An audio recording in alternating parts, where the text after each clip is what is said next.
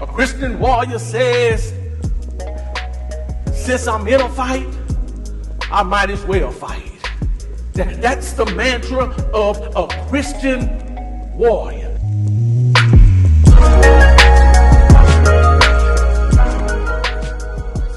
Second Kings chapter 7, verses 8 and 9. As I mentioned a little earlier, we are starting a brand new series entitled Extra. And the premises of that series is God is in the business of doing extra. And he often does it in us and through us. God is in the business of doing extra. And when he does extra, it isn't just for me to experience it, it's for me to expand it. Amen. God is in the business of doing extra. And he often does it in us and through us. Once again, 2 Kings chapter 7, verse 8 and 9, it reads, when these diseased men came to the edge of the camp, they went into a tent to eat and drink. Then they picked up the silver, gold, and clothing and went off and hid them. They came back and entered another tent, picked things up and hid them. Then they said to each other, we're not doing what is right. Today is a day of good news. If we are silent and wait until the morning light, our punishment will catch up with us. So let's go tell the king's household. I want to preach for a little while from the subject of it left a bad taste in my mouth, or it put a bad taste in my mouth. You may be seated.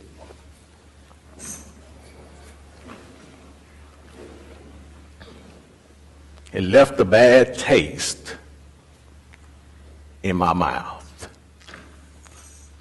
One of my favorite poems is a poem entitled Along the Road by Robert Browning Hamilton. The poem goes, I walked a mile with pleasure. She chatted all the way, but left me none the wiser with all she had to say. I walked a mile with sorrow, and never a mumbling word said she, but oh, the things I learned when sorrow walked with me. Sorrow is an instructor that will never get teacher of the week.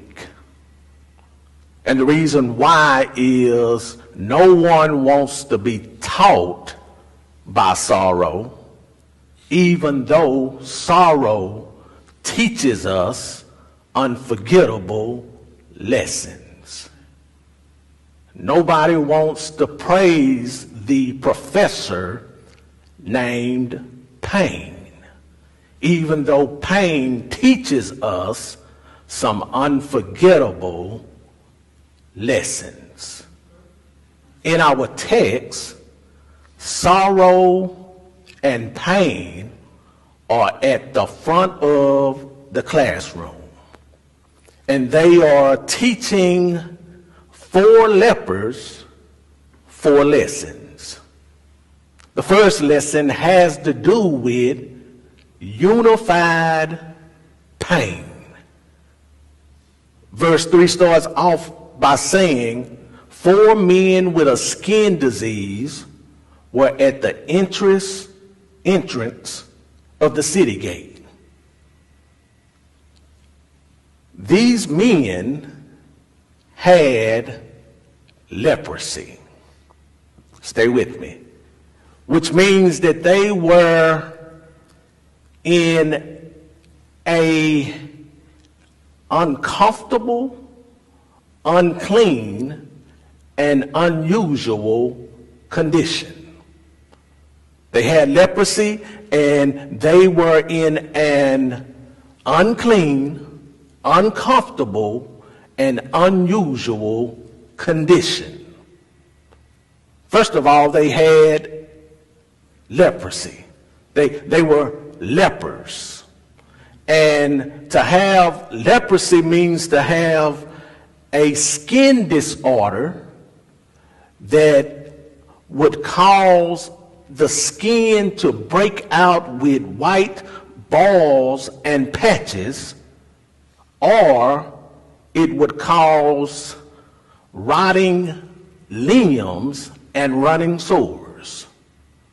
And because of this, these men who contracted this dreaded skin disorder would have to be isolated outside of the city rather than inside of the city. That's why in the text, when we run across these four men, it says that they were at the entrance of the city gate because they had leprosy, and it was commanded that those who had leprosy had to live in isolation and separation. They had to stay outside the city rather than inside the city. Not only that, but according to Leviticus 13 and 45, to acknowledge that they were unclean, they had to announce from their own mouths, unclean, unclean. So these lepers were unclean. They were in a position of what I call unified pain. That's the first lesson that they learned. It's a lesson about unified pain. And they were going through pain because they were unclean. But not just that, they were going through pain because they were uncomfortable. Think about it. Think about the symptoms. Think about the sores. Think about the separation. They were in an uncomfortable condition. But not only were they in an uncomfortable condition, not only were they in an unclean condition, but they were in an unusual condition. Which simply means that when it came to contracting this disease, the percentage of people who contracted it was less than the people who made up the population. So more people didn't have it than people who did have it. So they were in an unusual condition as well. So they were in an unusual condition. They were in an uncomfortable condition. They were in an unclean condition. But all of what I just said can be summed up in one word: pain. They were going through unified pain. Think about it. Psychological pain, physical pain, emotional pain, economical pain, social pain, and even spiritual pain. They were going through unified pain. And isn't it amazing how pain can put everybody on the level playing field? You see, pain isn't picky. Pain isn't prejudice. Pain has a way of putting everybody from all walks of life on the same playing field. Pain has a way of pulling people from all walks of life and putting them in the same circles and community. Watch this. You know God is up to something when he begins to cause people to come together who under normal circumstances would never come together, but now they're coming together because they have pain in common.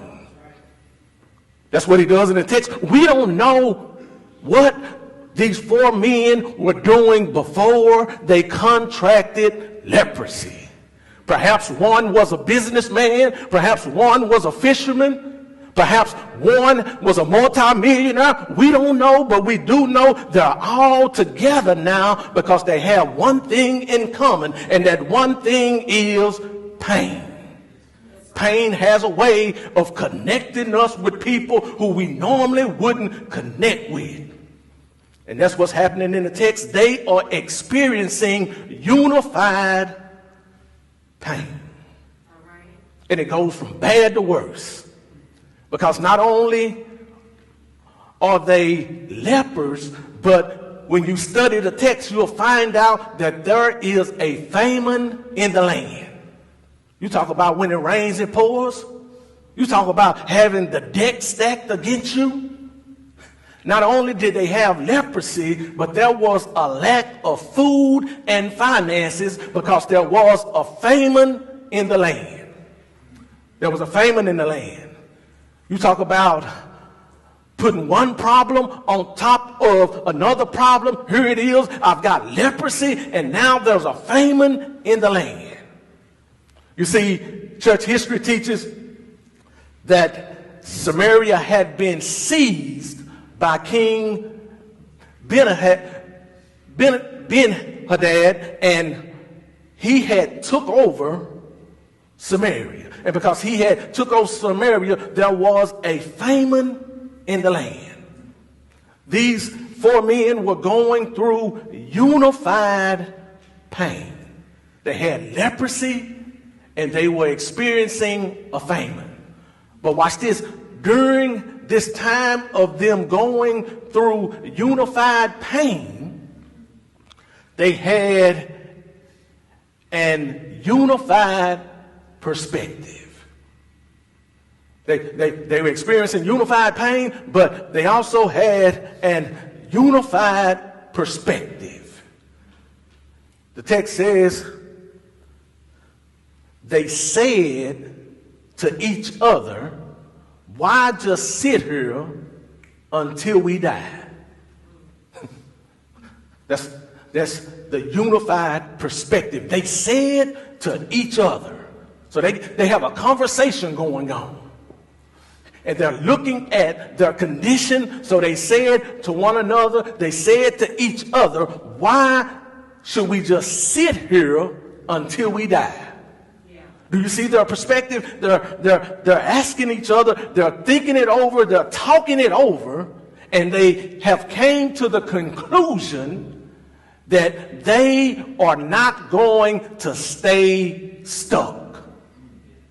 They're outside the city gate. Not supposed to go in, supposed to stand right there and stay stuck. And they came to the conclusion, should we stay stuck and just die, or should we bust a move? So they said to one another, they have this unified perspective. They said to one another, we can't stay stuck. Even though the deck has been stacked against us, even though when it rains, it pours, even though life has dealt us a bad hand, even though we are lepers, even though there's a famine in the land, even though we are being shunned and shamed, we can't stay stuck. We have to bust a move. They came to the conclusion that they had to make a move rather than stay stuck. They refused to let their pain consume them until nothing was left. That's right. They made a conscious decision to do something about their situation. Amen. And they made it together. It was unified. They said one to another, why just sit here until we die? And then it goes further. Verse 4 says, let's go into the city We will die there because the famine is in the city, but if we sit here, we will also die. So now come on, let's surrender to the Arameans' camp. If they let us live, we will live. If they kill us, we will die. Sounds like some people who have a made up mind that I have nothing to lose. And if I'm going to die, I'm going to die trying. That's what they were saying. We have nothing to lose, and if we're going to die, we're going to die trying. Can I tell you that that is the mantra of a Christian warrior? A Christian warrior's cry is simple. I'm not going to stay here and lick my wounds. I'm not going to wallow in my pain. The call of a Christian warrior is, if I'm going to die, I'm going to die trying. I refuse to roll over and play dead. If I'm going to die, I'm going to die trying. I refuse to stay stuck. That is the mantra of a Christian warrior. A Christian warrior says, since I'm in a fight, I might as well fight. That's the mantra of a Christian warrior. And you see, sometimes you have to sound the alarm and let hell know, let demons and devils know, let witches and warlocks know that if I get knocked down, I'm getting back up again because I realize I'm in a fight. If I'm down, if I'm going down, I'm going down fighting. If I'm going down swinging. Sometimes you have to sound the alarm and let people know you've got it twisted. You must not know about me. And if you know about me, you must not know about my elder brother. His name is Jesus. And because his name is Jesus and he's in me and I'm in him, I can't roll over and play dead. You must not know about him. Nice try, wrong guy. You must not know about him. Because if you knew about him, then you would know that he's in me and I'm in him. You would know that greater is he that is in me than he that is in the world. The mantra of a Christian warrior is, if I'm knocked down, I'm still getting up again. Yeah. I refuse to stay stuck. They had an unified perspective. They felt like we have nothing to lose. So they said, let's go into the city. And from this unified perspective, watch this, they experienced unified provision. God came through for them. They experienced unified provision.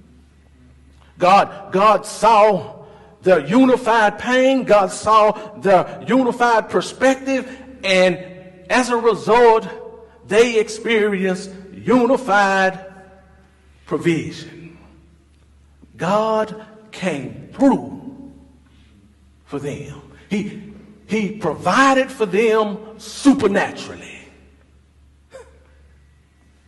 The text says that they got up at twilight to go to the Arameans' camp. They got up at twilight. They made up their minds that they weren't going to stay stuck. They had nothing to lose, and if they were going to die, they were going to die trying. So they got up at twilight. You see, twilight is the time right before the day breaks. Twilight is the time right before nighttime turns into daytime. And I don't know who I'm talking to, but that's your word this morning. As a matter of fact, when you get this word, you can pack up and leave. Here's the word. The day is about to break. Your nighttime is getting ready to turn into daytime. That's what happened in the text. Remember how it started, but let's watch how it ends. It started with them being lepers. It started with them experiencing a famine in the land. But now we're getting to the point in place where God is about to provide for them supernaturally. We're getting to the point and place in the text where God is about to turn their nighttime into daytime. And it happened because they had unified perspective. Text says they got up at twilight. And when they got up at twilight, they went to the Arameans' camp. And watch this. When they got to the camp, they discovered that nobody was in the camp. But look at God's provision behind the scenes. The reason why nobody was in the camp, according to verses 7 and 8, is because God caused the Arameans to hear the sound of chariots, the sounds of horses, and the sounds of a great army. And when they heard these sounds, they decided to flee to save their lives, and they left everything behind. That's verse 6 and 7 if you stand with me throughout the text. God caused them to hear the sound of chariots, horses, and a large army. But watch this. There was no chariots. There was no horses. There was not a large army. But God caused them to hear that sound. And when they heard that sound, they ended up fleeing, trying to save their lives, and they left everything behind. And the lepers pulled up on the scene and just helped themselves.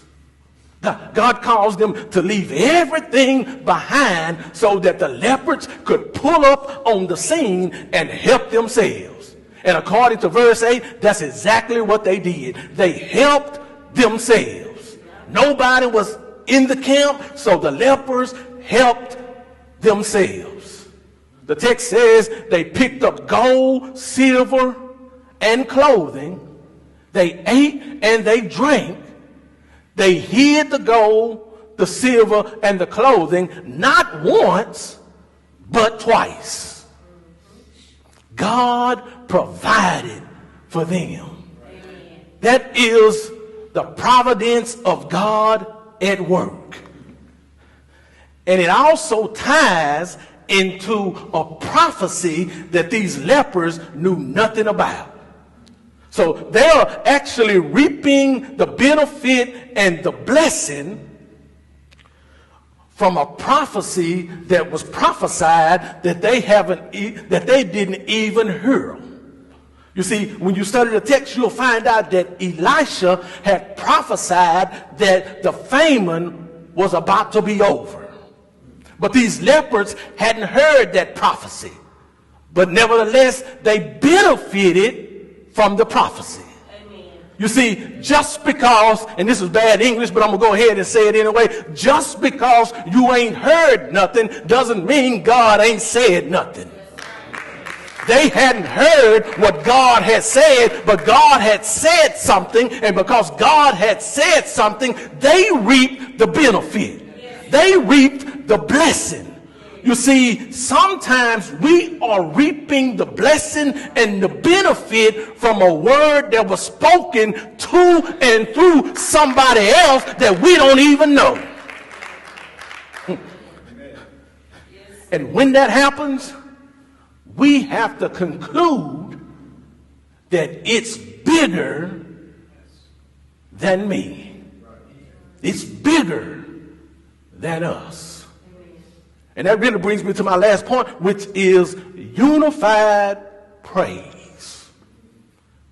These four men came to the conclusion that this supernatural providence that they had experienced, this unified provision that they had experienced was bigger than them. I've said it before, I say it again.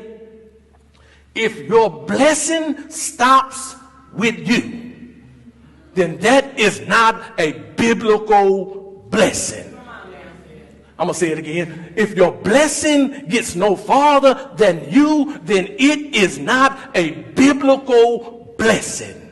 A blessing according to the Bible, a biblical blessing is to experience the goodness of God and expand the goodness of God. If I'm experiencing the goodness of God, but I'm not expanding the goodness of God, it is not a biblical blessing. That's right.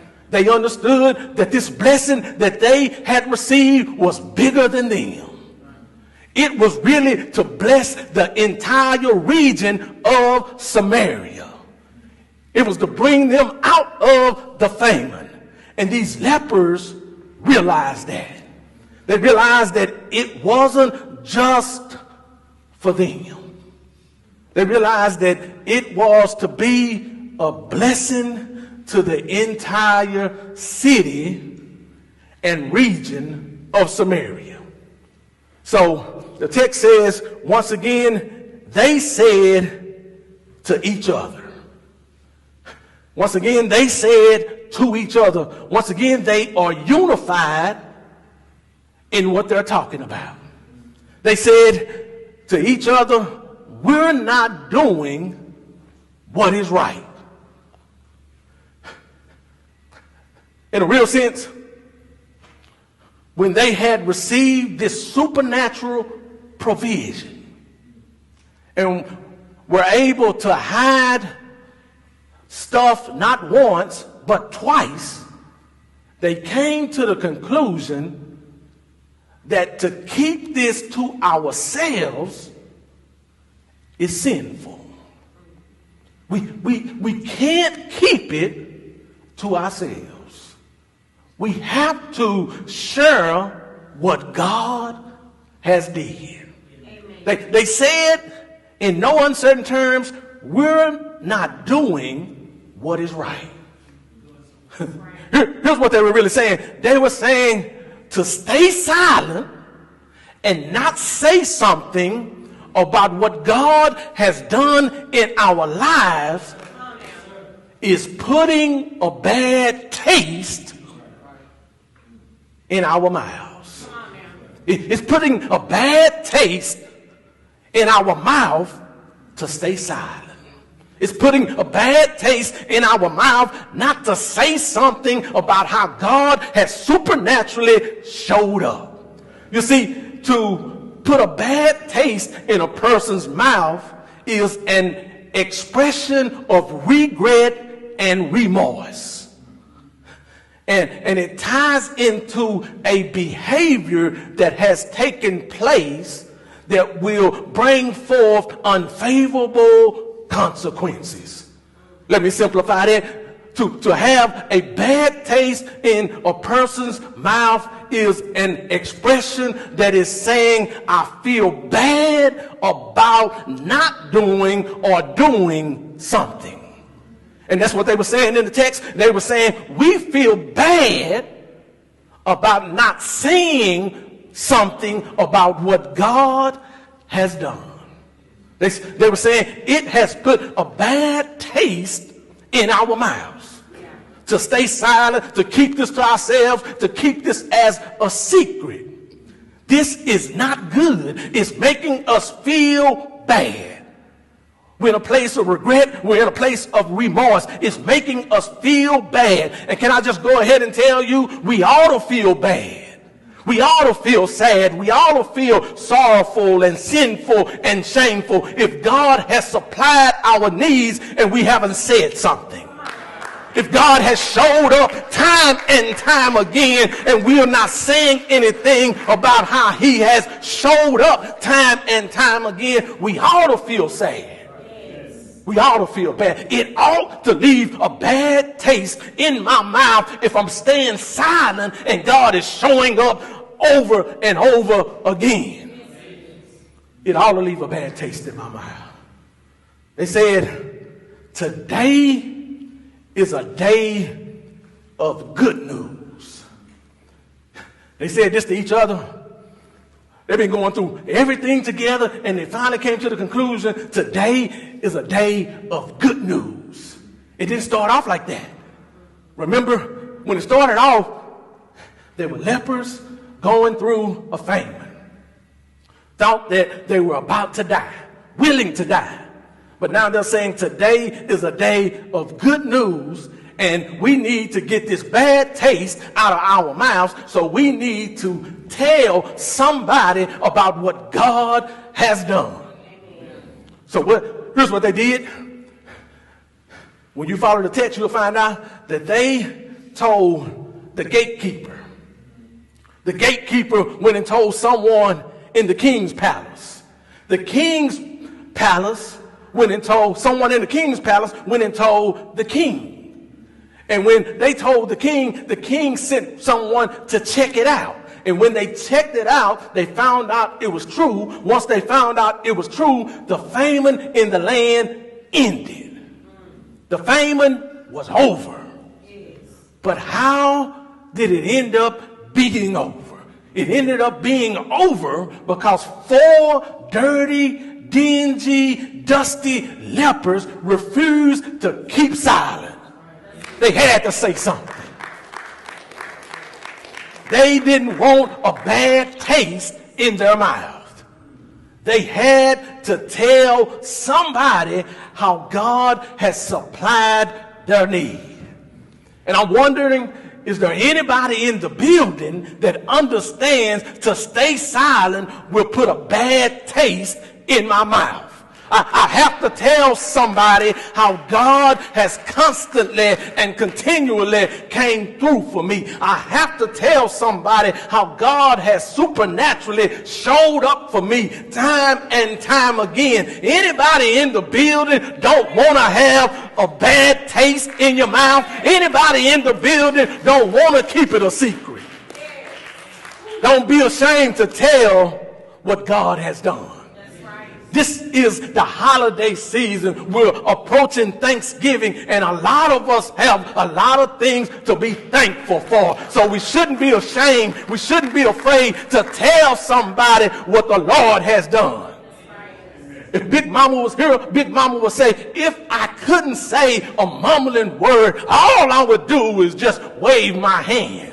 If I couldn't wave my hands, all I would do is just shake my head. If I couldn't shake my head, all I would do is just fall down on my knees. But I have to tell somebody that God has been good to me. I don't want a bad taste left in my mouth. That's good. That's good. So I'm not keeping it to myself. It's no secret. God did it. And I can't be afraid or ashamed to let people know it. These lepers came to the conclusion that we don't want a bad taste left in our mouths. Amen. And I hear God saying unto us this day, don't keep it to yourself. Don't stay silent. Don't keep it a secret. If he saved you, let them know he saved you. If he delivered you, let them know he delivered you. If you got the job promotion when you shouldn't have got the job promotion, let them know he did it. If you were able to get the house with a bad credit score, let them know he did it. If he bought that kid off of drugs and alcohol, let them know he did it. If that kid graduated and you didn't think that they were going to graduate, let them know he did it. We can't keep silent about how God has supplied our needs. Here's what happened in the text, and we're done.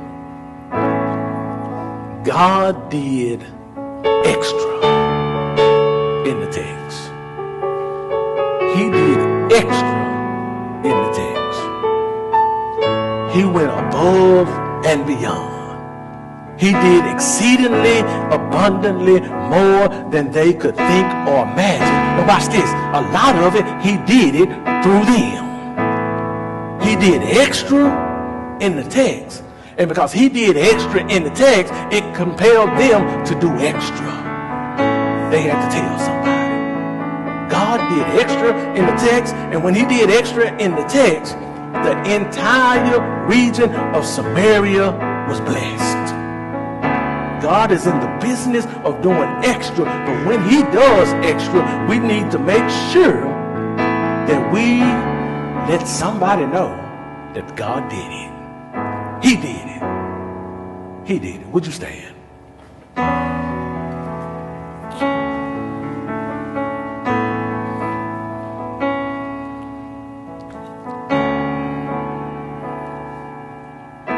Father, I want to take this time to pray for everyone that is standing, including myself. May we refuse to stay silent. May we refuse to keep it a secret. May we be quick to tell somebody what you have done. How you made a way where there was no way. How you did the impossible. How you brought us out when everybody else wanted us to stay in. How you took us up when everyone else wanted us to stay down. May we be quick to tell somebody about your faithfulness. If we've been hesitant to do so because of fear, remove that fear. If it has something to do with just being shamed, remove that shame. If it has something to do, Lord God, with inferiority or insecurity, remove it right now. I'm praying specifically, Lord God, that we would develop a bad taste in our mouth from staying silent. I'm praying, God, that we would no longer be silent. We would no longer keep it to ourselves, but we would shout it to the mountaintop and let heaven and hell know God did it. You are great. You are good. Fill us with your spirit so that we can say what needs to be said and share what needs to be shared in this season. Thank you for hearing us. Thank you for answering us. Thank you for speaking to us. Thank you for unified pain,